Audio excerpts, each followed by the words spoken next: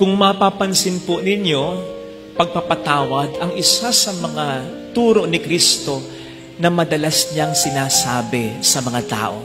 Now, hindi ko alam kung napansin po ninyo na sa lahat ng mga petisyon, lalong-lalo na yung petisyon para sa ating mga tao, may isang petisyon na inulit ang ating Panginoon.